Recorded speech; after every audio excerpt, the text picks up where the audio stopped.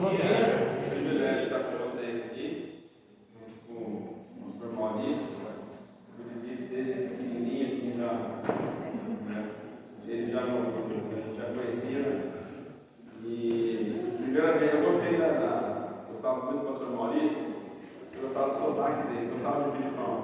Gostava do sotaque dele, o sotaque gostoso, bonito de ouvir, assim, o sotaque dele, espanhol, assim, né? Então, era nem por causa das pregações dele, mas obrigado. Mas eu era criança também, então depois que eu fui crescendo, eu comecei a admirar ele não só pelo sotaque, mas pela pessoa dele, pelo ensino dele, né? Livre, coerente, né? Ensino profundo também para as escrituras. Então, privilégio muito grande estar com os irmãos aqui, compartilhando desse assunto.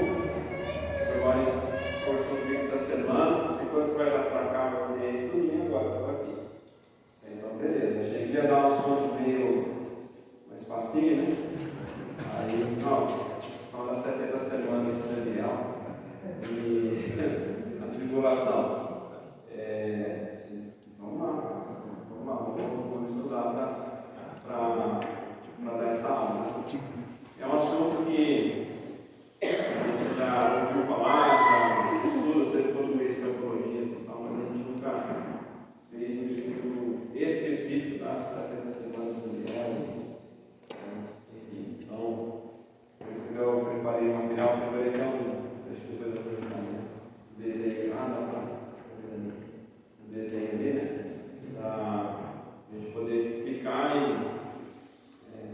vocês visualizarem também um pouco sobre essa questão das 70 semanas de Daniel e a vida da tribulação. Mas é um assunto que eu gosto bastante, falar essa teologia. Como o pastor Maurício falou mesmo, infelizmente, essa visão dispensacionalista tem sido cada vez mais escassa, né, hoje em dia. Eu ouço até piadinha, né? O pessoal falando de quem é dispensacionalista, o gráfico é todo cheio de desenhos, de informações, tal, carinha, um gráfico todo detalhado, assim, né? Querendo dizer que é muito confuso, mas não é. Não é confuso coisa nenhuma. É claro, o objetivo é o simples modo como a gente interpreta as Escrituras. Né? E a gente chega à conclusão de que essas visões diferentes, né, de dispensacionalista, milenista, hoje o Maurício falou de dispensacionalismo progressivo, aí tem quem é pré-milenista, mas não é pré-tribulacionista, aí fica igual partido político, sabe? Uma variedade de posições diferentes, né? E eu tenho. Obrigado. E tudo é uma briga por questão de interpretação das Escrituras. Né? E a gente vê que quando a gente lê Daniel capítulo 9, que é o capítulo que vai falar sobre as 70 semanas, né? De Daniel aqui, né? Por isso que as 70 semanas de Daniel aqui é Daniel. Se a gente fazer uma leitura simples dela, a gente vai chegar a essa conclusão que a gente vai apresentar aqui para vocês. Interpretação mais literal das Escrituras. Então, obrigado pelo privilégio e pelo desafio. E qualquer aresta de ficar, pergunta para o doutor Maurício também. Ele vai aparar as arestas depois e corrigir as heresias que eu vou falar aqui. Quando o Maurício falou que você fechou o assunto das 70 semanas de Daniel, aí eu não, está fechado, ok, já peguei os livros já na minha lista aqui, quase infartou. Senão eu. Inclusive, deixa eu mostrar para o irmão. Tem poucos materiais, né, mas tem alguns muito bons. Tá? E principalmente nessa visão mais, se você quer estudar essa categoria, uma linha mais dispensacionalista, tem os livros de teologia sistemática, tem dois que eu conheço, não sei se Maurício conhece muito mais, mas um que não sei se mudou o nome, Teologia Básica ao Alcance de Todos, do Wiley. Ele é um livro de teologia sistemática, e aí na parte de escatologia ele traz a visão dispensacionalista.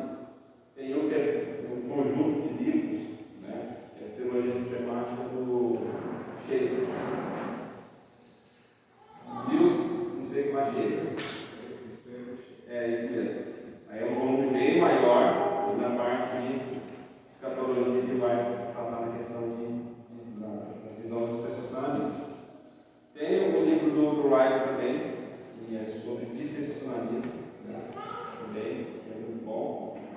Vai explicar. E tem esse aqui que eu usei para me basear no estudo. Tem esse livretinho aqui, que eu usei muito pouco, mas ele fala especificamente as 70 semanas de Daniel.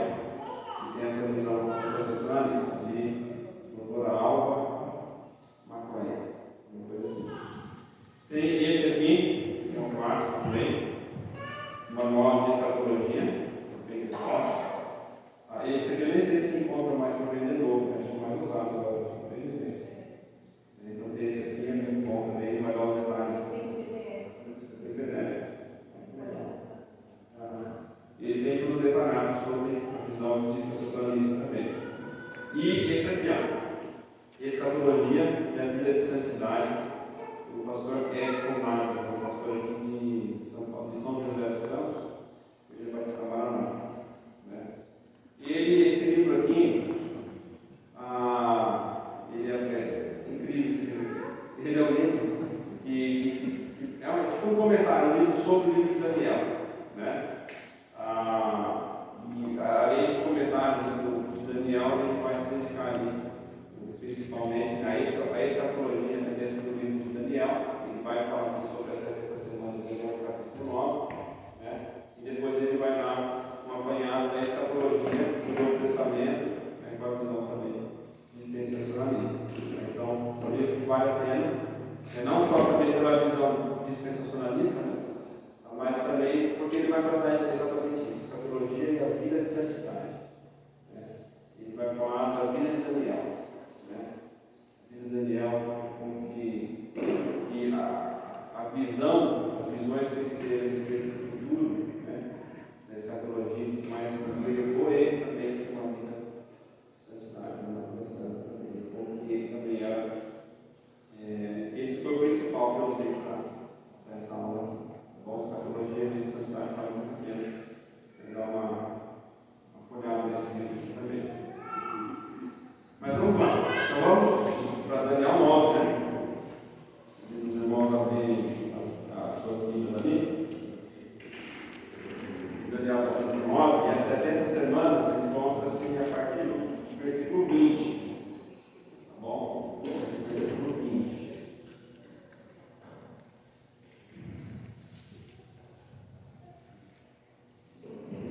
Daniel capítulo 9, a partir do versículo 20. Vamos fazer assim? Eu vou ler o primeiro versículo, aí cada um sucessivamente lê o versículo seguinte, tá bom? Até a gente terminar o capítulo. Enquanto eu estava falando e orando, confessando o meu pecado de Israel, meu povo, e trazendo o meu pedido ao Senhor, meu Deus, em favor do seu santo monte, Sim, quando estava eu falando na oração, falando com Maria, que tinha visto no céu ao princípio, veio do ar rapidamente e tocou na hora da oração da tarde. Ele me instruiu e falou comigo: Daniel, vim agora para te dar sabedoria e entendimento. Assim que você começou a orar, foi dada uma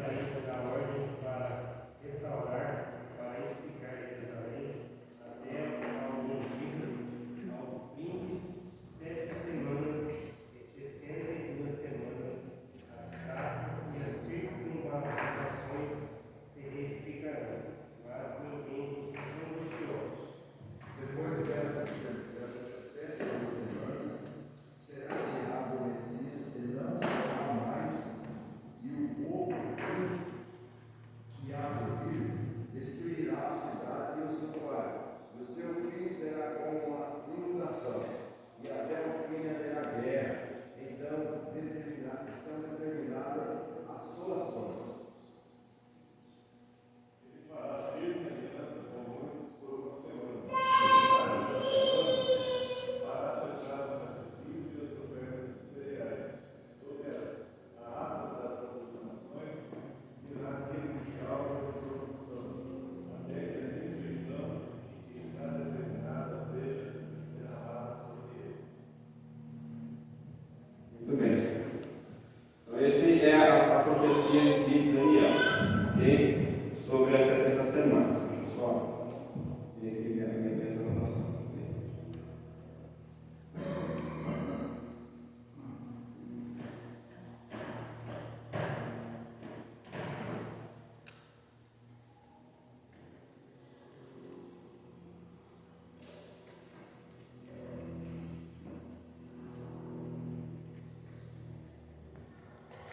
Muito bem.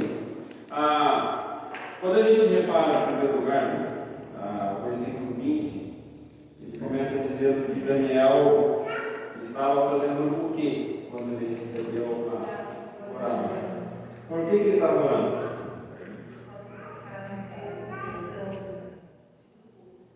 Por causa do pecado em relação ao do povo de Israel. Mas o que o povo de Israel, onde o povo de Israel estava naquele momento? O que Daniel recebeu de informação que levou ele a orar? A gente tem que olhar desde o versículo 1 para a gente poder descobrir isso. Olha o versículo 1. Dario, filho de Xerxes, a linhagem dos Medos, foi constituído governante do reino babilônico. No primeiro ano do seu reinado, eu, Daniel, compreendi pelas Escrituras, conforme a palavra do Senhor dada ao profeta Jeremias, que a desolação de Jerusalém iria durar 70 anos. Por isso me voltei para o Senhor, Deus, com orações e súplicas em jejum, em pano de saco e coberto de cinza. Pode colocar aí o primeiro? Então, o que Daniel... Pode colocar mais um? Isso, aí. Primeiro gráfico aqui é localizar em que momento da história Daniel recebe, está essa situação do capítulo 9 inserido, né? Então esse período aí, de 70 anos, é o período do cativeiro babilônico. Conhecer a história, né? A experiência do povo de Israel, eles foram levados cativos, né? Para a Babilônia. E Daniel está no meio. Quase não para ver, alguém parei. Beleza, imagina essa linha aí. Tem uns pontinhos ali, no meio tem uma cruz, não dá para ver, mas tem uma cruz ali. Eu coloquei em vermelho, mas não dá para ver ali. Qualquer coisa eu vou olhar para a tela atrás ali.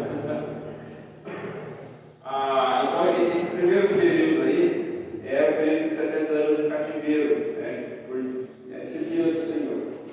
E Daniel está nesse momento. E Daniel foi, no primeiro capítulo de Daniel, ele que foi levado de 3 invasões de Nabucodonosor, ele foi levado na primeira. No Daniel capítulo 1 fala sobre a ida dele para a Babilônia. Então ele era jovem ainda, provavelmente seus 17, 18 anos de idade, quando ele vai cativo para a Babilônia junto com a realeza, a nobreza e tudo mais. E ali, dentro da história dele, capítulo 1, de Daniel, do alimento, a famosa dieta de Daniel. Capítulo 2, a visão do estátuas de Nabucodonosor. 3, a fornalha. Capítulo 4, Nabucodonosor, o castigo dele, já entende a possível conversão de Nabucodonosor, quando ele é humilhado, transformado quase como um animal. Capítulo 5, o banquete de Belsazar. E aí, quando cai a Babilônia e começa a Pérsia. Capítulo 6, conhecido também como Daniel na cova dos leões. Já Daniel agora bem avançado, não era mais um jovem. Provavelmente tinha aí passado, já tinha caído no Império Babilônico,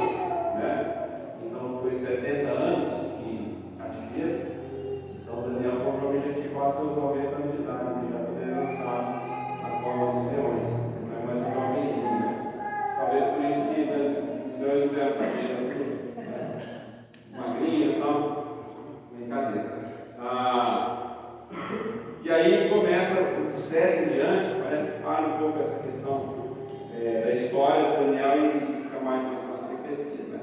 E a gente chega no capítulo 9 de Daniel. Quando Daniel está fazendo o seu devocional ali, no livro de Jeremias, ele descobre o quê? Que o cativeiro babilônico iria durar 70 anos. Provavelmente, quando ele recebe isso, não tinha acontecido ainda completado o período do império do cativeiro. Então ele percebe, estudando Jeremias ali, que a desolação de Jerusalém, ou seja, esse período de cativeiro iria durar 70 anos. Isso está em Jeremias, no capítulo.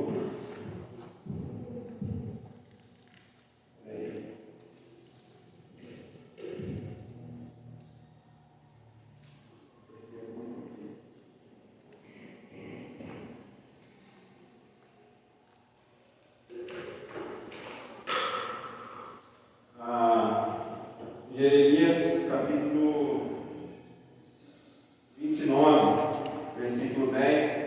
Assim diz o Senhor: quando se completarem 70 anos da Babilônia, eu cumprirei minha promessa em favor de vocês, trazendo de volta esse lugar. Jeremias 25, 11. Toda essa terra se tornará uma ruína desolada, e essas nações estarão sujeitas ao governo durante 70 anos. Então ele ouve isso e diz: beleza, vai durar 70 anos no cativeiro. E por que ele ora? Confessando os pecados. Porque parece que ele olhou esse dia tão severo de Deus aí, 70 anos de cativeiro, e olhou para a realidade, talvez espiritual do povo, e não viu um certo arrependimento. Ele faz essa oração de arrependimento, de confissão dos pecados. Ele ora ao Senhor por isso. E o que chama a atenção aqui, aí sim no versículo 20 que nós lemos, começa assim: enquanto eu estava falando e orando, confessando o meu pecado de Israel do povo, trazendo o meu pedido ao Senhor, meu Deus, em favor do seu santo monte, enquanto eu ainda estava em oração, Gabriel, o homem que tinha visto na visão anterior, capítulo 8, veio voando rapidamente para onde eu estava a hora do sacrifício da tarde. Ele me instruiu e me disse: Daniel, agora vim para me dar percepção e entendimento. Olha o que Gabriel disse para Daniel, no versículo 23.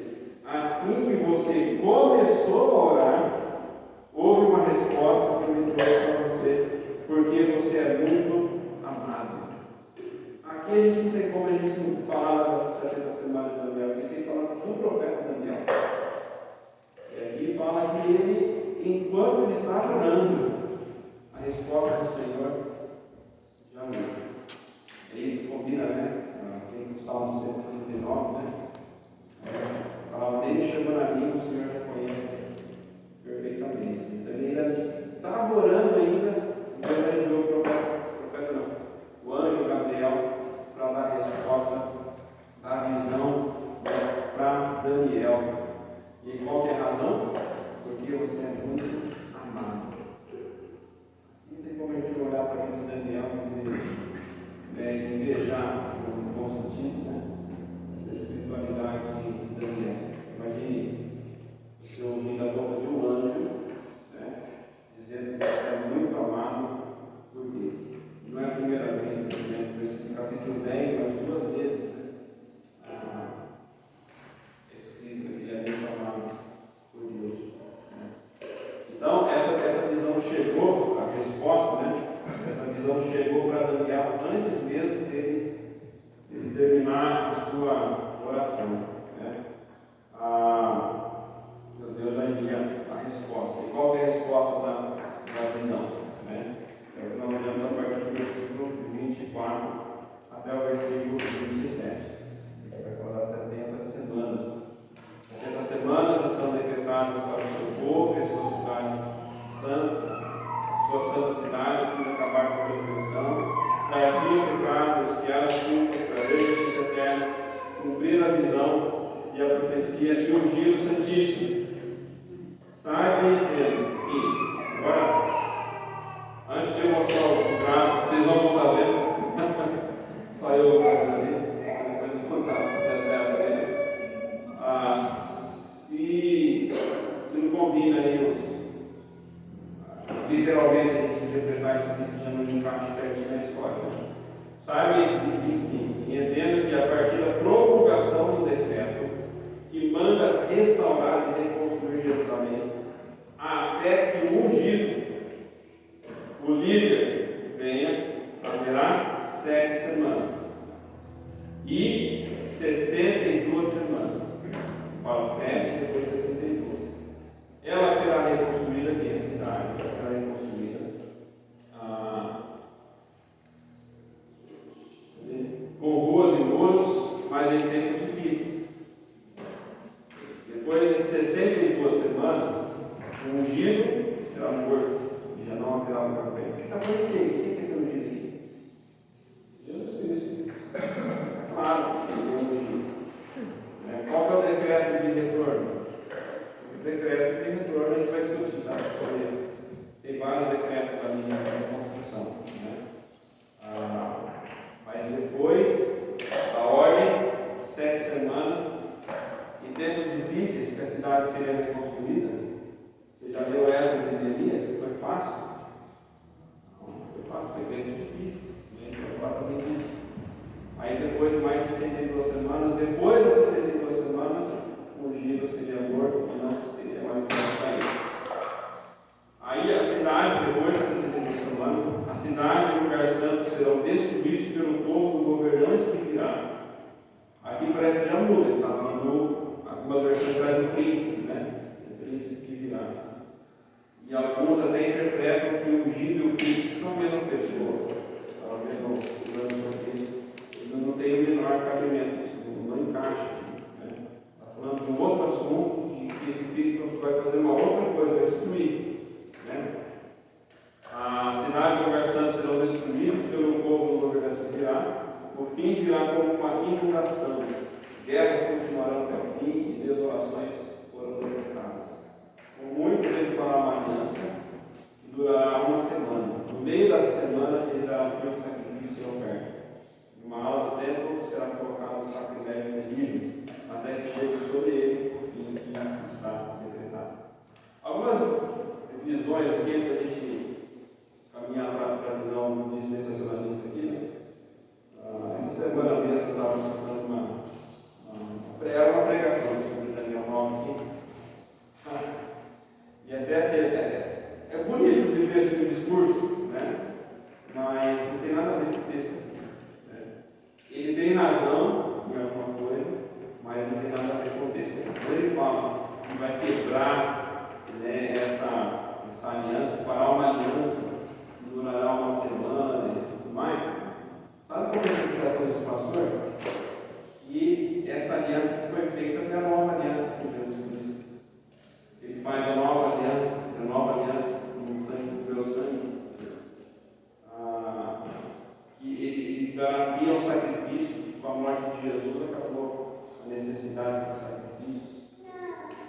Ele fala que, aí ele começa a florear uma mensagem dele, e até quase chora uma mensagem dele, é bonito de ver se Jesus acabou com tudo, acabou com o pecado e tal, mas não tem nada a ver com Daniel. Não tem nada a ver com esse pecado, porque está falando de uma aliança que vai ser feita e vai ser quebrada. Jesus não quebrou essa aliança. De forma nenhuma. Vai falar do fim do sacrifício, né? Em oferta, o mal do tempo vai colocar no sacrilégio terrível. Jesus chegou a fazer uma coisa dessa? Não, de forma nenhuma. Então, essa é uma visão assim que eu vi, tudo que eu gosto do pastor. Esse pastor, por favor, ele fala, eu comecei a ouvir bastante ele por causa de filhos, né? E aí, eu gostei dele mais alguma coisa. Isso é um pouco difícil de engolir. Um pouco não, bastante. Tem algumas outras pessoas, né, que especializaram mais na ministra, e talvez o Maurício vai saber mais lidar com isso. Eu consegui ver a fundo essas 70 semanas de outras visões aí também. Mas alguns vão até interpretar, né, certinho ali, né? É até engraçado, né? Eles são literais até a Jesus, mas depois de Jesus aí não é mais literal. E aí eu me pergunto, por Porque tem que ser, porque eles interpretam literalmente que é Jesus e depois Jesus não é mais literal. Então, alguns vão encaixar esse período de perseguição, o fim do sacrifício, o sacrilégio terrível, naquele período do interbíblico, né? E você tem ali o antigo Epifânio, né? Que cessa os sacrifícios e obriga o povo judeu a oferecer sacrifícios pagãos. Ele mesmo sacrifica uma porca, né? No lugar santo dos santos ali também. E depois tem a purificação dos macabeus, né? Ele purifica, né? O templo, ele volta a ser o templo dedicado a sacrifícios ao Senhor, né? Então, alguns têm essa visão, encaixam nisso dentro desse período, né? Mas essa descrição não cabe muito bem historicamente falando, né? Pelo que a gente tem em vista aqui. E alguns vão até dizer que tudo se cumpriu literalmente até a morte de Jesus, no ungido, mas que essa destruição de Jerusalém, o fim do sacrifício, se concretiza na destruição de Jerusalém que aconteceu no ano 70. Né? Essa, digamos assim, até é a melhorzinha, né? Digamos assim, que a gente pode até legal não, mas o final aqui, a aliança, a quebra da aliança, o sacrilégio terrível do templo, o templo foi destruído, como é que vai colocar? Então não encaixa perfeitamente, né, esses detalhes aí dentro dessa visão. Né?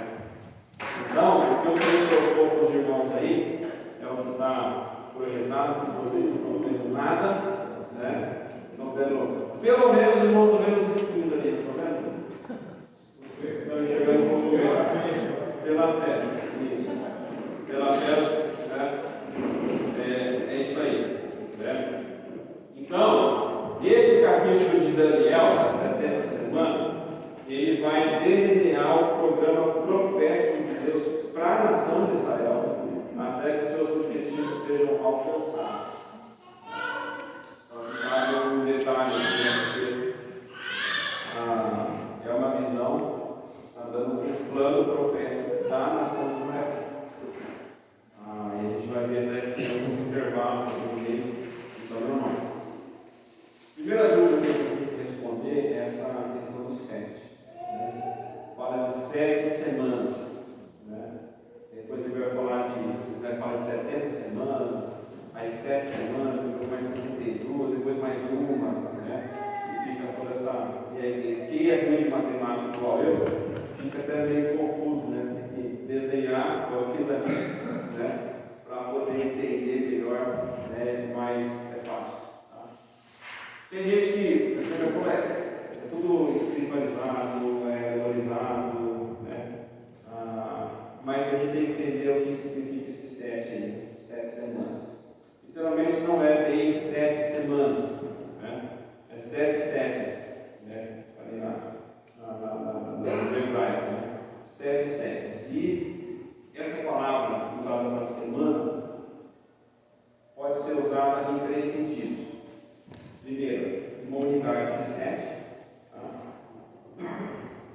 Número 7 mesmo assim. Pode significar também uma unidade semanal de 7 dias. Né? Como a gente fala, né? A gente fala assim, é uma semana. Como você interpreta? 7 dias, não é 15 dias, né? 10 dias, não, 7, uma semana, 7 dias. Então, se falava essa palavra, Shavuim, está falando de semana no plural, semana é uma unidade de 7 dias.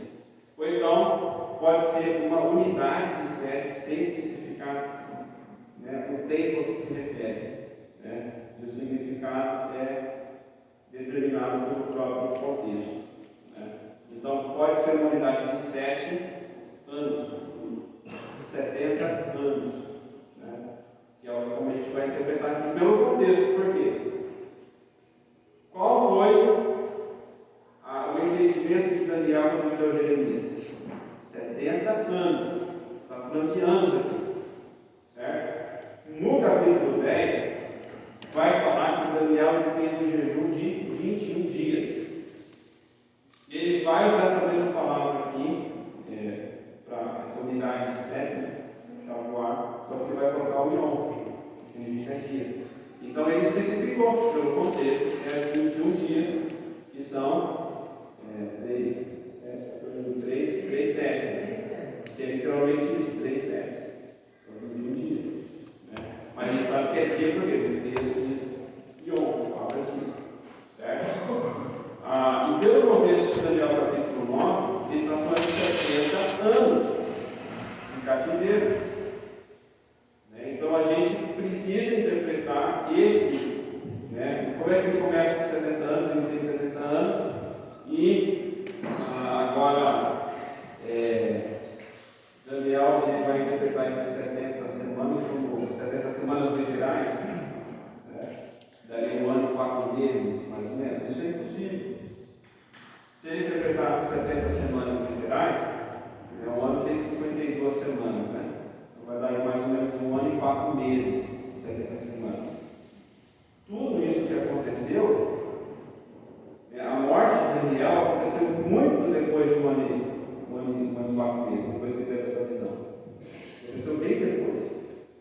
Se tudo isso que aconteceu, essa profecia das 70 semanas, fosse 70 semanas literais, por que Daniel não colocou isso, o cumprimento no próprio livro dele? E isso de fato aconteceu, que a cidade foi reconstruída, que o Messias, o ungido, foi morto, né? Da aliança. Não menciona nada disso. Então não é 70 semanas no sentido de dias. Isso pode ser anos. E o que é mais curioso ainda, é um texto que eu não li, deixei para ler agora, além da profecia de Jeremias que fala dos 70 anos de cativeiro, nós temos o texto de Crônicas, 2 Crônicas 36, versículo 21, que vai falar do cativeiro babilônico. E lembrando, quem escreveu, provavelmente quem escreveu Crônicas foi o sacerdote Esdras, né? Provavelmente, isso já aconteceu. Quando ele escreve Crônicas, já aconteceu tudo, né? Esdras está depois do cativeiro. Então, por isso que Esdras consegue colocar ali, né, o final do cativeiro, o decreto, né, do rei Ciro permitindo o retorno, né, dos judeus para Jerusalém. Né? E olha só o detalhe que ele põe ali, né, o porquê do cativeiro. 2 Crônicas 36, 21 diz: a terra desfrutou os seus descansos sabáticos, descansou durante todo o tempo da sua desolação, até que os 70 anos se completaram, o cumprimento da palavra do Senhor anunciada por Jeremias. Né? Então, por que 70 anos? Por que Deus não mandou eles, né, para a Babilônia por 10 anos, por 20, por 50? Por que 70 anos? Por que não foi 100 anos, 70 anos? Por causa de uma quebra, né, de uma lei lá de Levítico, né? 25, 23 a 5, que o povo de Israel desobedeceu, que é os sábados, né? O sábado literal, no sentido de dia. Né? Tinha o sábado da semana, 6 dias trabalharás, no 7º dia você vai descansar, mas também tinha o ano sabático. Durante 6 anos você vai cultivar a terra, no 7º ano você vai descansar a terra e não vai plantar outra coisa na terra para poder, né, igual fazem no inverno, não vai plantar. E eu vou garantir que vai ter colheita ali, né, suficiente para não só para o ano sabático, mas para o próximo também. Só que o povo de Israel desobedeceu isso por quanto tempo? Agora você multiplica, são 6 anos, mais um ano sabático, 7. 7 vezes 7, 490 anos. Eles descumpriram isso. Praticamente todo o período ali do reino de Davi e tal. Né? Então, eles desobedeceram, eles não cumpriram o ano sabático. E agora, esse é um, né, dos motivos, né? Pelo qual, essa é a razão dos 70 anos. Mas, a gente sabe toda a questão de idolatria e tudo mais também do povo. Né? Os 70 anos é porque a terra agora vai descansar. Você não cumpriu, agora a terra vai descansar por 70 anos. No seu descumprimento disso. E agora, o anjo ele vai chegar para Daniel e vai dizer: olha, não foram 70 anos, referente aos 490 anos, né, que desobedeceu, agora outras 70 semanas, ou seja, outros 490 anos, está determinado para quê? O povo de Israel para quê? No versículo 24, 70 semanas estão decretadas para o seu povo e sua cidade, a fim de acabar com a transgressão, dar fim ao pecado, expiar as culpas, trazer justiça eterna, cumprir a visão da profecia e ungir o Santíssimo. Então, mais 70 semanas para dar fim, ou seja, o cativeiro não vai redimir, é uma disciplina, mas não vai redimir a nação de Israel dos seus pecados. Quem vai redimir é o ungido. Então, mais 70 semanas, mais 490 anos para que isso aconteça. Só que no livro aqui da profecia, ele divide esses 490 anos, de 7, depois mais 62, depois mais uma semana. Certo? Deu para entender até aqui? Porque 70 anos e não 70 semanas referente a anos e não a 70 anos de referente a dias? Deu para entender? Deu para entender todo o contexto? Qualquer dúvida, os irmãos podem levantar a mão. Certo? Posso continuar? Sim. Até que hora aqui? Porque até eu chegar na tribulação, já chegamos na tribulação. Tá bom, vamos lá. Vamos se encaixar. Levanta, toma um café, alguma coisa assim. Tá bom? E também, gente, aqui, ó. É uma aula de EPT, tá? Então pergunta, levanta a mão. Ela pode perguntar que o Maurício responde. Beleza? Antes de eu nascer, o Maurício já era doutor. Já respondia tudo isso. Né? Então, muito mais. Mais do que eu. Né? Vamos lá. Então, se a gente. E aqui tem um detalhe, tanto quanto curioso. Né? A gente vai delinear agora. Bom, ele vai falar aqui então. Vamos voltar para o texto bíblico. Tá? Depois do versículo 25, que você fala. Saibam e entendam que, a partir da promulgação do decreto que manda restaurar e reconstruir Jerusalém, até que o ungido, o príncipe, venha, haverá 7 semanas e 62 semanas. Ela será reconstruída com ruas e muros, mas em termos difíceis. Depois das 62 semanas, o ungido será morto e já não haverá lugar para ele. Até ele. Ele está falando de um período aqui de 69 semanas, que são divididos em 2 períodos, de 7 semanas e 62 semanas. Ok? Esse primeiro período de 7 semanas é referente ao quê? Desde o decreto que manda reconstruir a cidade, certo? E depois, até o tempo que a cidade seja reconstruída, ok? Depois que a cidade é reconstruída, até a vinda do ungido, mais 62 semanas, ok? Está no gráfico ali, confie, tá bom? Está no gráfico ali. Agora a gente precisa encaixar certinho aqui, porque é sempre, eu não sou muito do. Tem muita gente que hoje vai nas redes sociais, estou de numerologia, né? Começa a encaixar alguns números ali e tal, alguns ali forçados. Mas essa numerologia aqui é interessante, né? É muito curiosa. E assim, é muito, eu falo assim, não é coincidência, é cristocência. Demais, nos faz maravilhar, ainda mais com a precisão, né, da profecia, né? Antes mesmo dela se cumprir. Ainda tem gente, por isso tem gente que, uma parede aqui, né? Mas tem gente que não acredita que a Bíblia é um livro sobrenatural. E muitas dessas profecias foram escritas depois que elas aconteceram, por causa da precisão delas. Mas essa aqui é especial. Existem basicamente 4 decretos, tá, do retorno do cativeiro. Tá? O primeiro decreto acontece no primeiro ano do reinado de Ciro. Também segundo a Crônicas, que a gente leu lá o texto, né? Crônicas 36, Esdras, capítulo 1, tá? Esdras, capítulo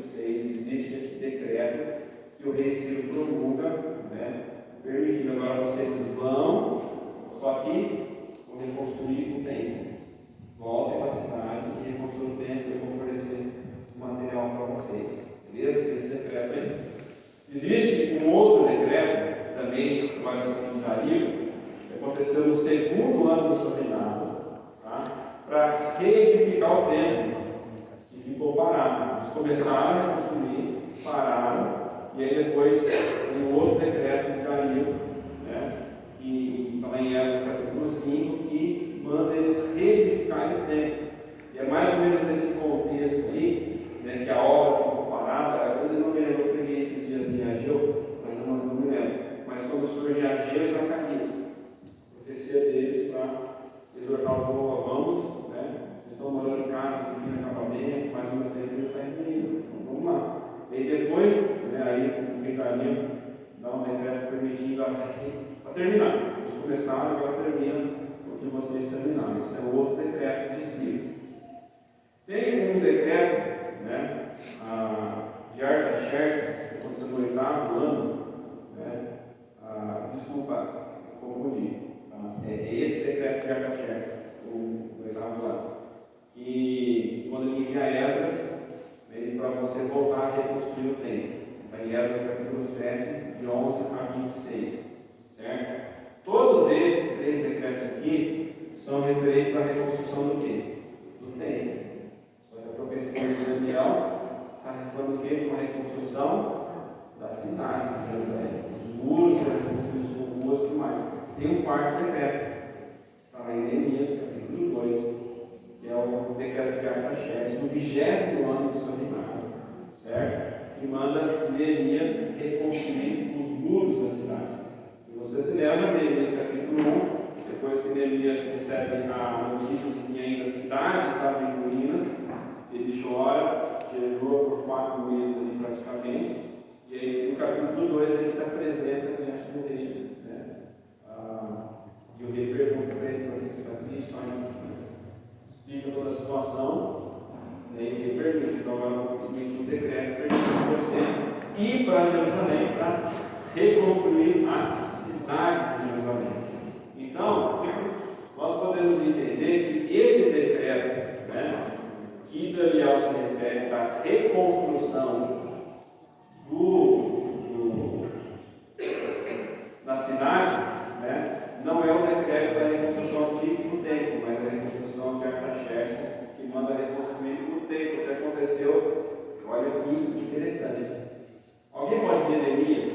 Desculpa, Neemias capítulo 2. Pode ser só o comecinho, que vai lá dar. No mês de Nisan, no 20º ano do reinado de Artaxerxes. No mês de Nisan, no 20º ano do reinado de Artaxerxes. No mês de Nisan, né, que é aproximadamente entre março e abril, certo? Mais ou menos. E o ano, né, o 20º ano de Artaxerxes é aproximadamente 444 ou 45 antes de Cristo. Então, é isso aí.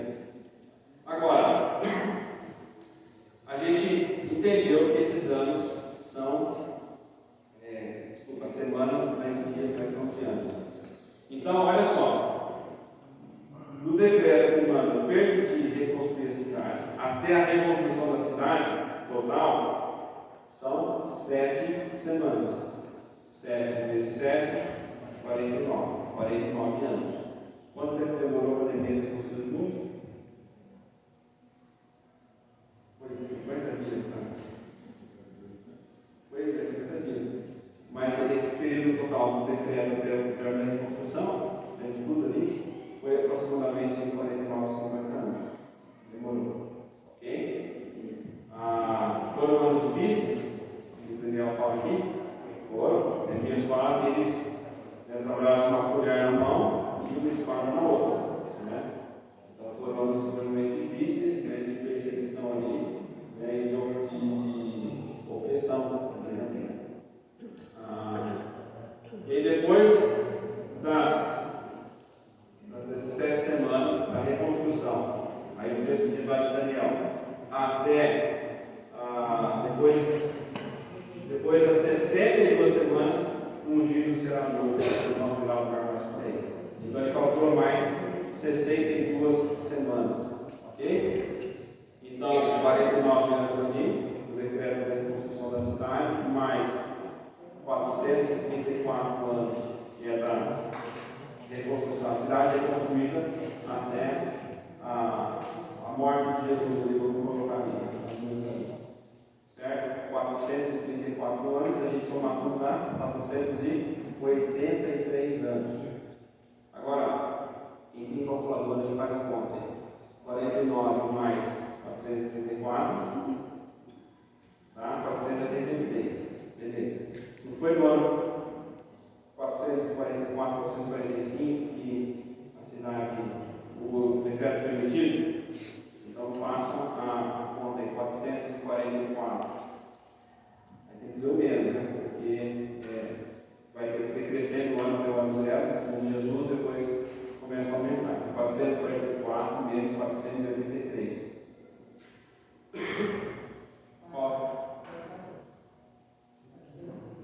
Na 484. Ah? É. 39. Certo?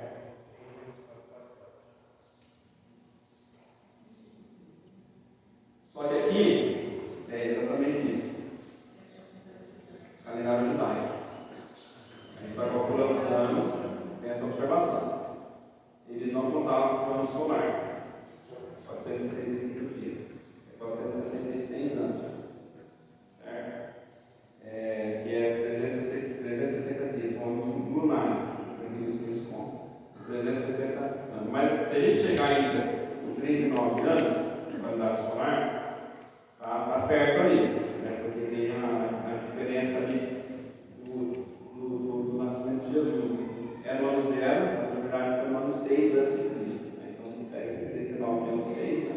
Fica perto ali. Mas se a gente calcular o ano lunar, não é 483 anos, é 476 anos no total. Que vai dar o ano 33 depois de Cristo. Quem construiu o ano 33 depois de Cristo? A morte do mundo. Quando Cristo é crucificado. Então, é muito preciso isso. Inclusive, eu não quis pegar isso porque para mim foi difícil de entender isso. Mas nesse livro aqui, Escatologia de Santidade, ele fala até do dia exato, a morte bateu certinho. Não com a morte de Jesus, um detalhe importante, mas com a entrada triunfal de Jesus. Certo? Por quê? Depois das 62 semanas, o ungido será morto. Não haverá mais lugar para ele. Então, bate exatamente com a entrada triunfal de Jesus. E o que Jesus fala na entrada triunfal? Certo? Lucas capítulo 19, 41 a 44. Certo? Quando se aproximou e viu a cidade, Jesus chorou sobre ela e disse: se você compreendesse ele nesse dia, sim, você também o que traz a paz. Mas agora está oculto aos seus olhos. Agora olha só, tem Jesus aqui: virão dias, em que seus inimigos construirão trincheiras contra você, arrodearão e acercarão de todos os lados. Também a lançarão por terra, você e seus filhos. Não deixarão pedra sobre pedra, porque você não reconheceu a oportunidade que Deus lhe concedeu. O que acontece depois das 62 semanas? O juiz é morto e a cidade é destruída. Não é incrível essa precisão, né, das datas? O próprio Jesus, ele provavelmente está se lembrando aqui da profecia de Daniel, né? Então ele encaixa perfeitamente aí nessa cronologia. Agora, o propósito dessa profecia, né, é duplo. Tá? Primeiro, dava com precisão, né, a vinda do Messias e a morte dele. Por que que Jesus fala na profecia de volta de lamento por Jerusalém? Se você compreendesse que nesse dia, sim, você também, o que traz a paz. É o propósito da morte de Jesus, né? Dar fim aos pecados, à transgressão, justiça eterna. Se você compreendesse mais, seus olhos estão tapados, né? Está oculto aos seus olhos. Se você compreendesse, então o propósito é, se vocês tivessem entendido, né, a profecia certinho, vocês iriam ver aqui. E eu sou o Messias, certo? E o que eu vim para fazer aqui é acabar, né? Trazer justiça eterna, acabar com a transgressão. Mas estou com os seus olhos, certo? Agora, se até aqui a gente pode interpretar essa profecia literalmente, por que a última semana, né? A última semana a gente não interpretaria também? Ok? Então esse é o primeiro propósito, com precisão, né, no dia da vinda do Messias. Ele não vai falar do nascimento, ele vai falar da entrada triunfal, da morte e depois vai falar da ressurreição de Jerusalém. E também, né, estabelece de modo claro que existe um intervalo de tempo entre a primeira e a segunda vinda de Cristo. A gente estabelece a última semana como o tempo da tribulação. Por quê? Porque se a gente for já linkar a última semana, já depois da morte de Jesus, não encaixa historicamente. Não encaixa. Tudo bem, depois, né, das 62 semanas, aí vai falar da morte do ungido e vai falar da destruição da cidade. Ok? Mas está certo, foi depois das 62 semanas. Mas logo em seguida, quer dizer, no mesmo versículo ainda, né? No versículo 26, né? Onde será morto, já não haverá lugar para ele. A cidade e o lugar santo serão destruídos pelo povo do governante que virá. Então, da destruição de Jerusalém. Certo? Pelo governante do povo, né? Pelo povo do governante que virá. Está falando do povo que virá, mas o governante daquele povo que virá. Qual é o povo aqui? Que destruiu Jerusalém? Qual é o império que destruiu Jerusalém? Romano. Império Romano. Certo? E olha só, curiosamente, né, naquela visão do sonho de Nabucodonosor, né? Qual que era o último império? Romano. Mas depois esse império não foi destruído, foi substituído por outro, como foi, né, o ouro, o prata, o bronze, o ferro e tal. Não foi substituído por metal, ele foi misturado. Ferro com barro. Né? Então, o governante que virá desse povo, né, é o Papa. Estou brincando. Deu muita lição, só para a gente poder se contrair um pouquinho, tá bom? Mas muitos falam, né, o anticristo é o Papa, né? Então, não sabemos quem é o anticristo, isso é fato, tá bom? Então a gente não pode ser, a gente é dispensacionalista, mas a gente não pode ser sensacionalista, né? Ficar querendo, né, identificar tudo ali certinho, a gente não pode ser assim. Isso também está errado, esse extremo aí também está errado. Fala, Ganso. Nessa visão sensacionalista, tem alguma interpretação que auxilia a saber de onde vem o Cristo? Da onde que vem? Que lugar que é o Cristo? Se é brasileiro, né? Se é... Porque foi até o Lula, né? Eu ia falar que o Lula foi eleito a primeira vez, né?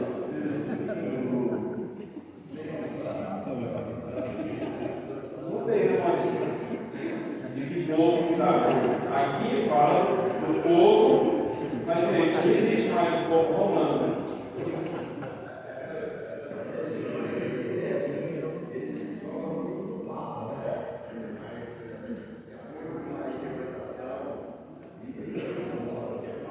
O máximo que a gente pode chegar, a conclusão ali, aí já chegando em Apocalipse, né? O anticristo, ele tem um grande poder político.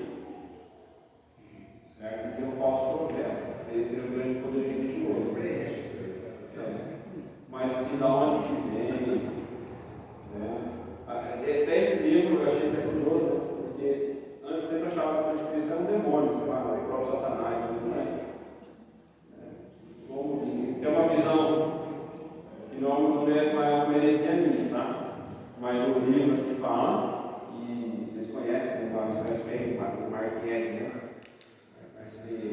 Ele também fala que o Satanás também não sabe o dia e a hora, né? E que ele tem um anticristo preparado para cada geração.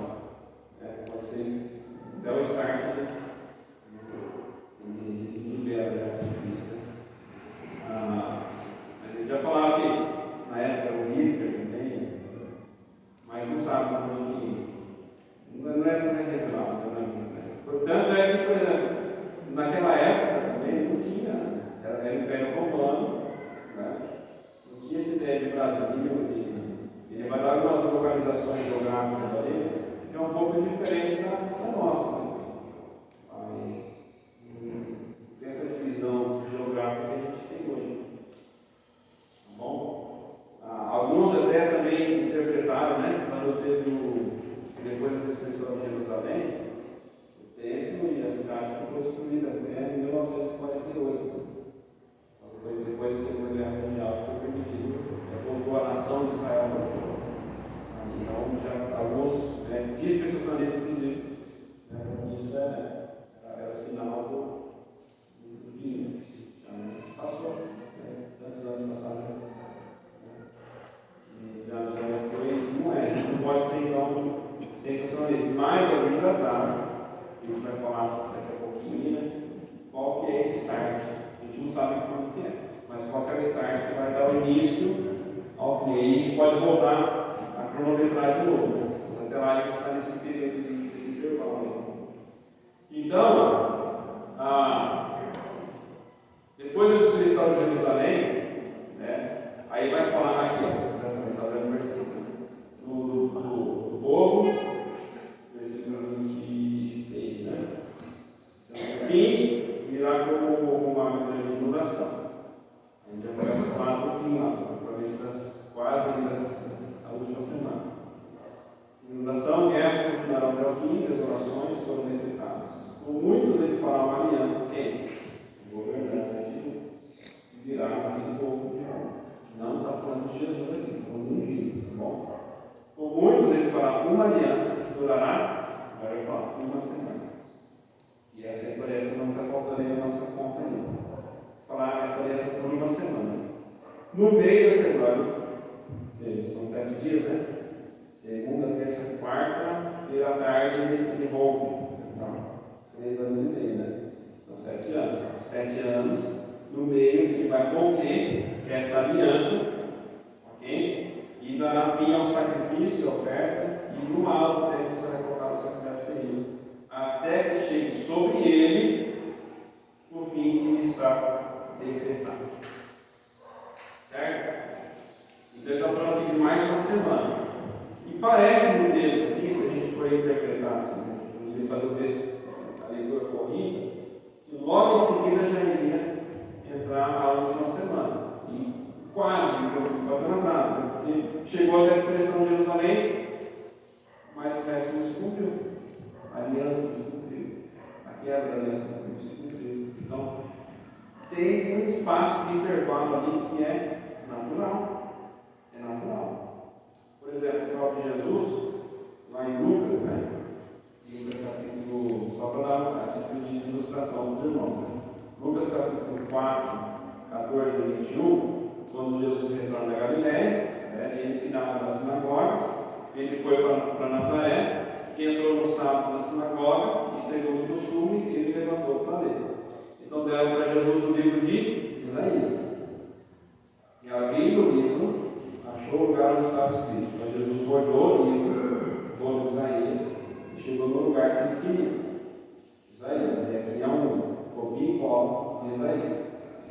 E está escrito: o Espírito do Senhor está sobre mim, pelo que me ungiu para evangelizar os pobres, enviou-me para proclamar a libertação dos cativos e a restauração da vista aos cegos, para pôr em liberdade os oprimidos e apregoar o ano aceitável do Senhor.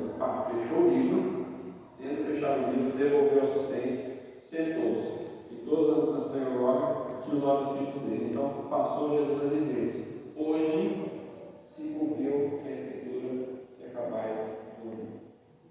O que Jesus faz aqui dentro do texto da profecia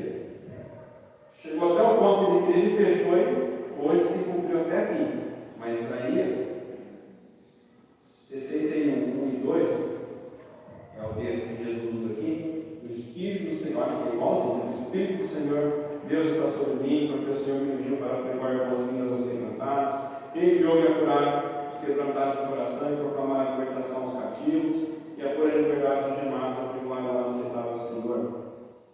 E o dia da vingança do nosso Deus, consolar todos os que choram. Jesus ele parou no meio do versículo, não tinha versículo, né? Divisão de versículo, né? Naquela época, teve depois. Mas ele parou, por que ele parou no meio do versículo e não continuou a falar da vingança?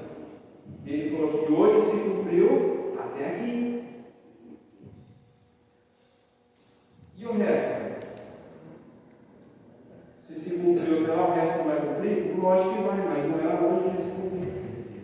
Então, o próprio Jesus estabeleceu esse intervalo. Né? Então, existe esse intervalo também aqui em Daniel. E é natural que isso aconteça. Né? Joel vai falar disso. Pedro, né, vai falar de Joel, também precisa de Joel para falar, né, do que tinha acabado com o Pentecostes, né? E Joel, só que Joel continua, logo depois disso virá, né? Só que não veio ainda o dia do Senhor. Né? Então, são profecias que ainda aguardam o cumprimento. Então, existe esse intervalo de tempo até que comece a última semana. Tá? Então, até aqui. Alguma dúvida? Eu coloquei no gráfico ali, no final ali, ó, tem 3 esquinhos, né? 2 grandes e no meio pequenininho, né? E é a última semana ali de Daniel. Então, o primeiro esquinho é quando firma a aliança, e no meio, né, o esquinho pequenininho, é quando a aliança é quebrada. Né? Então, é o que a gente entende nesse período da tribulação. Ok? E sem contar também o próprio Jesus, né? Ele mencionou esse texto aí de Daniel também, né? Fez referência a isso, no seu sermão profético, né? Seu sermão escatológico, Mateus capítulo 24, né? Versículo 15. Quando, pois, virdes o abominável da desolação, de que falou o profeta Daniel, no lugar santo, sacrilégio terrível. Quem lê, entende. Mas Jesus diz o que aqui? Virá. Então aquela interpretação de que foi Etíope que foi, aí não é. Não é. Não pode ser, porque Jesus interpretou de Daniel e disse que isso virá e vai acontecer. Tudo bem que a gente pode até usar, alguns usam, né? A figura do antigo foi como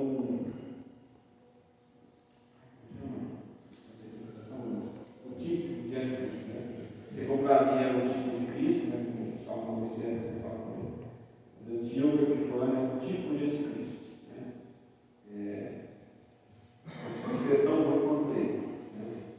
Se você não conhece a história do Antíoco Epifânio, é o Hitler. Né? O Hitler da nossa geração. Eu sei que você está errado, porque foi me destruído. Eu considerei igual o outro. Eu acho que uma coisa que é muito visível, óbvio, o ser humano vê essa questão do tempo, da espera, que facilita para a gente e a maneira de quando vai começar essa semana. É a minha maneira de ver. Que se quebra essa falta de uma semana com a destruição do tempo. Você entendeu? E aí o tempo é algo muito visível para a humanidade. O tempo de Jerusalém, de Jerusalém. Para mim, isso é muito evidente na construção do tempo. Porque para mim, quando esse tempo começar a ser construído, para mim O que pode ser, inclusive, por que houve esse impedimento de tanto tempo, de mais de 1000, e não servir por vários motivos políticos, mas não se tem tempo. Tem pedaços, tem coisa, mas sempre existe uma questão política de que não se podia. Havia guerras, havia domínios, havia instituições de direitos, e aí não se levantou esse tempo. É uma questão minha, mas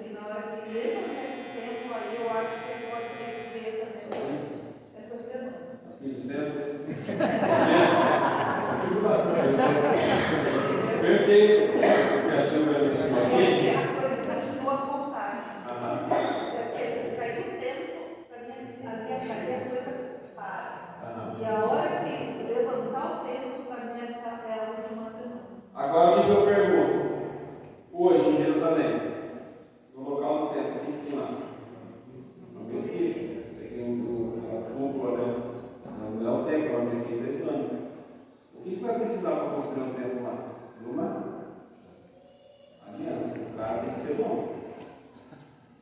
Para poder fazer uma verdadeira e reconstruir o templo. Não sei se vai ser no mesmo lugar aí, os detalhes da Bíblia, né?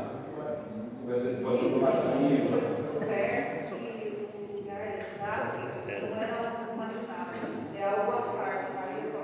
Mas mesmo assim, imagina que você construiu um templo judeu do lado de uma mesquita. O cara tem que ser bom, é só o anticristo mesmo que fez. Uma aliança com muitos. A gente vai romper essa aliança com o judeu, com o palestino, com o muçulmano, com o católico, com tudo. Uma aliança com muitos. Mas o que vai acontecer no meio dessa semana? A aliança vai ser quebrada. E lá onde vai estar o tempo, se colocar na nossa terrível, a dominação, a desolação. Isso a gente vê em detalhes em Apocalipse. E daí é o assunto da tribulação. Ok? Aí, até inclusive também, né? O que vai dar a questão do tempo pode ser o start ali do início da sétima, da última semana, da 70ª semana. Mas o que vai acontecer um pouco antes? Que aí a gente pode dizer assim, agora a gente não, né?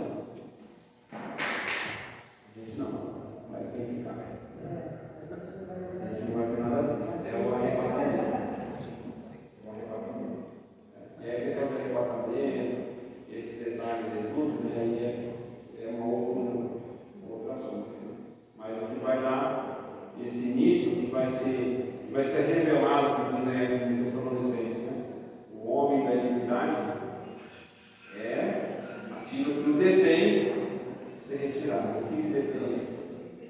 Pode ser o Espírito Santo, você pode aumentar até a própria igreja. Aquilo que detém. Quando será retirado, vai ser manifestado no homem da iniquidade. E ele provavelmente vai ser o anticristo. Né? Então, algo ainda detém. Né? E quando a gente chega, inclusive, vai ter só algumas pinceladas sobre o tratamento. Quando a gente chega em Apocalipse 4, 19, que vai falar da população, a gente não vê mais a igreja. Não vê a questão da igreja na terra. A igreja está no céu. Isso a gente vê, né? O povo lá, mas não na terra. Tá bom? Então, se eu perguntar para você hoje, você pode me responder. Se Cristo voltar hoje, você vai ficar feliz? Vai? Eu vou feliz, não vou ficar, não. Se a Berenice quiser ficar, pode ficar. Mas eu vou feliz, não vou ficar feliz, não. Bom, vou ficar no está. Eu vou feliz com ele. Mas enfim, vamos falar um pouco da tribulação. Não vai dar para chegar, mas tem outro slide aqui também que eu preparei. Vou deixar também nos bons lugares. Eu peguei essa semana, esse gráfico, né, da última semana e expandi um pouco mais. Então, um pouco da tribulação. Existem algumas terminologias, tá bom? A respeito da tribulação. A primeira delas é o dia do Senhor. Quando a gente vê lá o dia do Senhor, né, e a gente pode interpretar também pelo próprio contexto que o dia do Senhor não é um dia literal, mas é um período de tempo. Vou falar do dia do Senhor, e que valia algumas coisas aqui também. Esse dia do Senhor não é algo tão agradável assim, né? Para quem estiver presenciando ele, é algo terrível. O dia do Senhor é o dia da ira do Senhor. Também a tribulação é conhecida como o tempo da angústia, né? Dia de ira e de indignação, o fim dos anos, os últimos dias. Então, realmente, quando isso acontecer, né, a igreja for arrebatada no início, vai ser o período da tribulação, é o fim de tudo. Tá bom? A gente não sabe quando será. Ok? Qual que é o objetivo, principalmente? Com dois objetivos principais aí, né, desse período de tribulação. O primeiro é tratar com Israel. Certo? Lembra? Lá em Daniel, né, mais 70 semanas para o seu povo. Ok? O seu povo. Nesse intervalo de tempo aí, a gente foi incluído. Então, a gente viu que também não é o plano B de Deus, sempre foi o plano entrando lá. Às vezes entrando lá. Mas foi a inclusão dos gentios pela rejeição dos judeus. Então a gente foi incluído aí, né, nas promessas e na aliança também. Mas a tribulação é para tratar com o judeu, o povo de Israel. E aí levar eles a reconhecer, né, o Messias. Okay? E para julgar as nações. Né? Fazer julgamento para as nações. É lógico, né? Aqui os gentios não é os crentes, é os gentios que não creem em Jesus Cristo. Bom? Mas e o judeu que se converteu hoje, que Jesus foi arrebatado, o judeu vai ficar? Não, ele é um crente. Né? Ele vai ser levado. Quando ele fala de nação, é Israel como nação. Tá? Nação, política. Tá? Hoje, por exemplo, existem judeus convertidos? Sim, muitos. Né? Existem muitos. Mas hoje a nação de Israel reconhece o Messias? Não. A tribulação vai servir para que a nação reconheça, né, o Messias, Jesus como Messias. Tá? E para trazer julgamento para as nações. As características, né, desse período da tribulação. Tá? A ira de Deus vai se manifestar, se derramar, né, completamente. Dias de angústia, dias de dor, morte, perseguição, né, não serão dias fáceis. E o próprio Jesus diz lá no seu sermão escatológico, né, que se esses dias não fossem abreviados, até os eleitos não existiriam. Não imagine. O próprio Jesus diz, como nunca houve e jamais haverá. Não vai ter mais. Vai acabar. Então você para pensar aí, né, nas perseguições do Império Romano, né? Quantos mártires que foram decapitados, todos os apóstolos, né? Eles foram queimados, já com rochas ali, né? No Coliseu e tal. Vai ser pior que isso. Vai ser pior. Você viver como esse período aí, todo aí. Então, a nível, né, geral, pensei na pandemia que deu um bom estraguinho. Imagina isso, né, multiplicado aí, essa intensidade que vai ser desse período da população. Né? Então vai ser, mas é o que? É a própria ira de Deus. Né? E além da ira de Deus, sendo derramada sobre a nação de Israel para julgar as nações ali também, a gente vai entrar nos detalhes ali também. Mas também tem a perseguição vinda, né, da parte de Cristo, do falso profeta, né? Aí tem até aquele dilema do número da besta, meia. Agora, antigamente foi o código de barra, né? É o número da besta. Né? Aí agora é vacina, esse é o código genético. Então, cada hora inventa uma coisinha aí. De novo, é o dispensacionalista sensacionalista. Né? Se ele crê nisso, é porque ele não crê no próprio pessoa aí, porque isso vai acontecer na tribulação. Se ele está aqui, então porque, né, está errado. Então,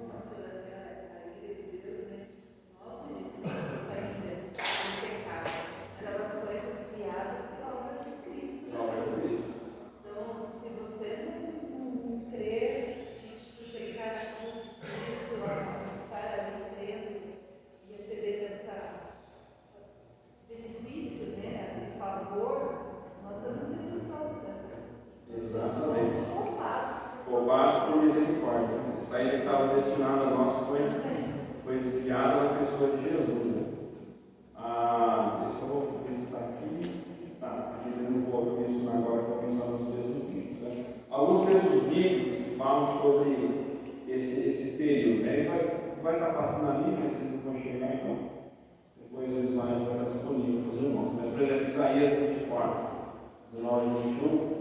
A terra será de todo quebrantada, ela totalmente se romperá, a terra violentamente se moverá, a terra cambaleará como um bêbado e balanceará como rede de dormir. A sua transgressão que pesa sobre ela cairá e jamais se levantará. Naquele dia, o Senhor castigará o céu, as hostes celestes e os reis da terra.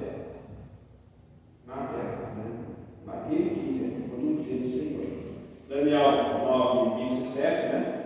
Ele fará firme a aliança com o monte, por uma semana, na metade da semana, para cessar o sacrifício, a oferta de manjares, sobre as asas da abominação, virá o assolador, até que a destruição que está determinada se derrame sobre ele.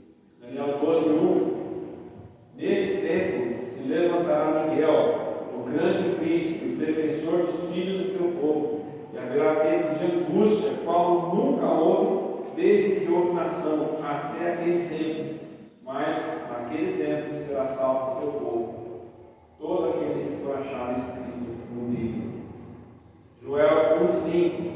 Ah, que dia, porque o dia do Senhor está perto, e vem como assolação do Todo-Poderoso.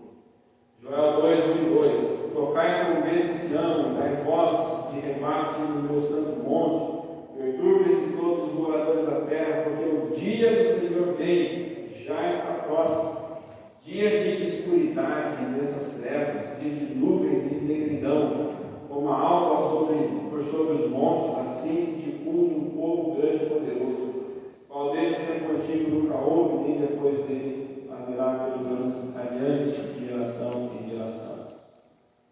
Ai de vós, Amós 5,18, ai de vós que desejais o dia do Senhor, para que desejais vós o dia do Senhor, é dia de trevas e não de luz. Amós 5,20, não será, pois, o dia do Senhor trevas e não luz? Não será completa escuridão sem nenhuma claridade? Temos aqui antigo, né? Ouçãozinho, o dia do Senhor chegou. O dia do Senhor chegou. Gente, eu acho que até para a gente não vai ser a gente vai ter aquela sensação de alívio, mas a gente vê a ira de Deus, não é uma coisa legal. É dia de escuridão, de trevas, de terror. Sofonias 1, 14 a 18, está perto, o grande dia do Senhor está perto, e muito se apressa. Atenção, o dia do Senhor é amargo, ele clama até o homem poderoso. Aquele dia é dia de indignação, dia de angústia, dia de alvoroço e desolação, dia de escuridade, de bruno, dia de nuvens e densas trevas, dia de trombeta e de rebate contra as cidades fortes e contra as coisas altas. Trarei angústia sobre os homens, e eles andarão como cegos, porque pecaram contra o Senhor. E o sangue deles se derramará como pó, e a sua carne será tirada como esterco. Nem a sua prata, nem o seu ouro os poderão livrar no dia da indignação do Senhor, mas pelo fogo dos seus dedos a terra será consumida, porque certamente fará destruição total e repentina de todos os moradores da terra. Mateus 24, 21 e 22, Jesus falando, porque nesse tempo haverá grande tribulação, como desde o princípio do mundo até agora não tem havido e nem haverá jamais. Não tivesse aqueles dias abreviados, ninguém seria salvo, mas por causa dos escolhidos, mais dias serão abreviados. Aqui, até completar, né? A gente acha que os 7 anos vão ser assim, né? Mas aparentemente os primeiros 3 anos e meio, é uma aparente paz, ele fez uma aliança. Então, uma aparente paz ali, né?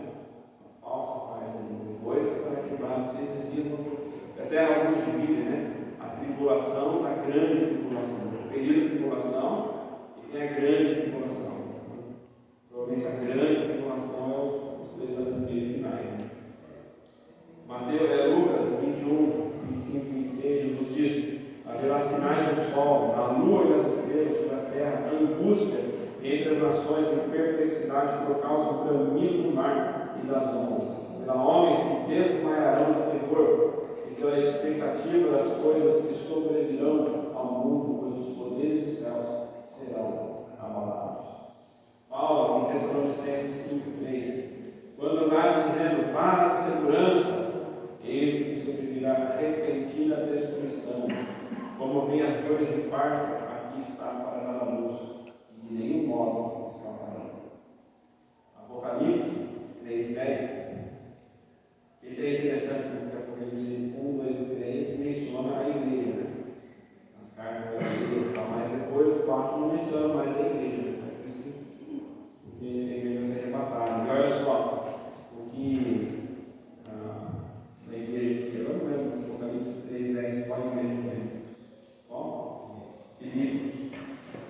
Olha só, porque guardaste a palavra da minha perseverança, também eu o guardarei na hora da provação, que há de vir sobre o mundo inteiro, para experimentar os caminhos sobre a terra.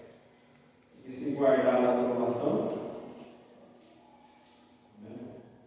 Apocalipse 6, 15 a 17, já fala da própria tribulação em si. Os reis da terra, os grandes, os comandantes, os ricos, os poderosos, os escravos, os ricos, se esconderam nas cavernas e nos penhascos dos montes, e disseram aos montes e aos rochedos: caia sobre nós, e escondei-nos na face daquele que se assenta no trono e da ira do Cordeiro, porque chegou o grande dia da ira deles. E quem é que pode suster-se? Qual vai ser a intensidade dessa tribulação? A ponto de os poderosos, né, até se esconder nos buracos e pedir: caia a montanha sobre a gente, para nos esconder da ira daquele que se assenta no trono. Não é brinquedo, não. É algo terrível que vai acontecer nesses dias de tribulação. E se a gente for entrar em detalhes, os irmãos podem ler em Apocalipse 4 até o capítulo 19, que vai dar com detalhes a respeito da tribulação. Tem no próximo slide aqui, só alguns itens ali, né? São 7 selos, certo? Serão abertos, 7 trombetas, 7 taças. Cada vez que um vai aberto, é algo pior acontecendo, né? É morte, é desastres naturais, né?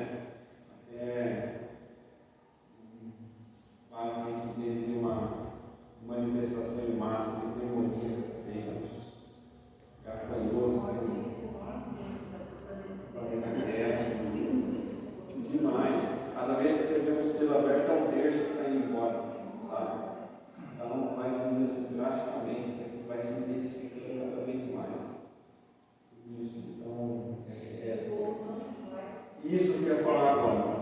Apesar de tudo o que acontece, eles reconheceram, inclusive, que a ira do Senhor, 2 vezes no mesmo Apocalipse fala, que eles ainda assim não se arrependeram dos seus pecados. Os tornaram merecem, né? Apesar de tudo, ainda continua o coração endurecido. Então, aí você vai ver nesse período ali os 144 mil selados, os testemunhos de Jeová. Não é 144 mil, o texto de Apocalipse diz, né? 12 mil de cada tribo de Israel. Né? Enfim, então fala lá os 144 mil. Fala também da multidão com vestes brancas que estão diante do trono do Cordeiro. Né? Inclusive é uma música que não sei se é aí, mas é uma música, eu falei isso na igreja, é uma música que a gente canta no batismo, né? Que é quase uma música fora do contexto. Né? A música está certa, tem uma citação da Bíblia, mas fora do contexto. Quem são esses de brancos vestidos? É os que vieram da tribulação, né? Que lavaram suas vestes no sangue do Cordeiro. Não é os que vão ser batizados, nem foram lavados também, né? Pelo sangue do Cordeiro, né? E tudo mais. Mas o texto de Apocalipse, que é onde a música foi tirada, a música está certa, eu conferi ontem ela. Mas a gente usa ela. Quem são esses brancos vestidos? De onde vêm? Quem são? Né? É os que lavaram suas vestes lá no sangue do Cordeiro. Então, não sei se tem algum negócio nessa música. Não. Tá bom. Mas não quero causar polêmica. Tem essa multidão das vestes brancas, tem as 12 testemunhas, né, que vão dar dor de cabeça aí com o falso profeta, né, que vai morrer, depois vai ressuscitar também. Tem a mulher do dragão, usando o dragão também. Provavelmente o dragão é o próprio Satanás. Quem é o dragão? Em Apocalipse, inclusive, né? Ele vai dar o nome, CPF, RG, vai dar serpente. A antiga serpente. Esse dragão é a antiga serpente. Serpente, mas não é não. Gênesis capítulo 3, a serpente, né? O dragão é o Satanás. O capiroto, o diabo,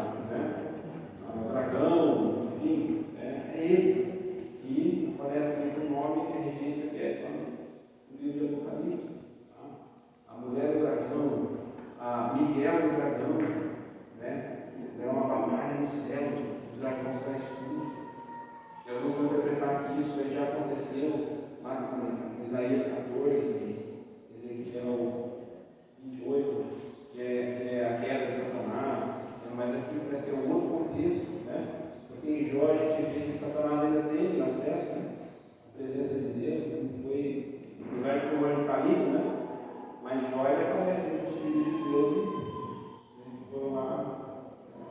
Então parece aqui que é uma expulsão agora, acabou, Satanás não tem mais, foi expulso completamente do céu, né? Com a batalha com Miguel, né? Satanás é expulso do céu. Aí fala da besta que saiu do mar, a besta que saiu da terra, né? Aí vai repetir os 144.000, a colheita da terra, vai falar da mulher montada na besta, e vai falar da queda da Babilônia, e por fim, né? A segunda vida de Jesus, lá em Apocalipse capítulo 20. Né?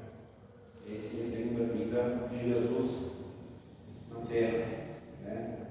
E aí que lá antes, né, do arrebatamento, né, cai no ponto de Jesus nos ares. Né? Então, ele não vem para estabelecer o seu reino, ele veio para resgatar a sua igreja, enquanto livrar da tribulação. Mas no final da tribulação, que vai dar fim, se vai dar o início, é o start, né, é o arrebatamento da igreja, essa aliança é o que vai dar o start, né, no início da tribulação. O fim é a volta de Jesus. Né? Quando ele vem, acaba a bagunça. Né? Acaba a bagunça total. Vem, e aí o anticristo, para a gente ver que são diferentes. Né? O anticristo e o falso profeta são lançados no lago de fogo. Satanás é amarrado por 1000 anos. E aí a gente de novo. Se tudo a gente interpreta literal, não sei se vai ter mal sobre o milênio. Né? Por que o milênio não pode ser literal? Se tudo é literal, por que chega nessa partinha do milênio? Não, é figurado, Jesus ele reina nos nossos corações. Né? Não, o trono de Davi é no céu, não, o trono de Davi é na terra. Davi não reinou no céu, ele veio para ocupar o trono de Davi. E até agora Jesus veio e não ocupou o trono ainda. É mais uma profecia que aguarda cumprimento. Né? Quando Jesus Cristo, ele crê, né, na visão dispensacionalista,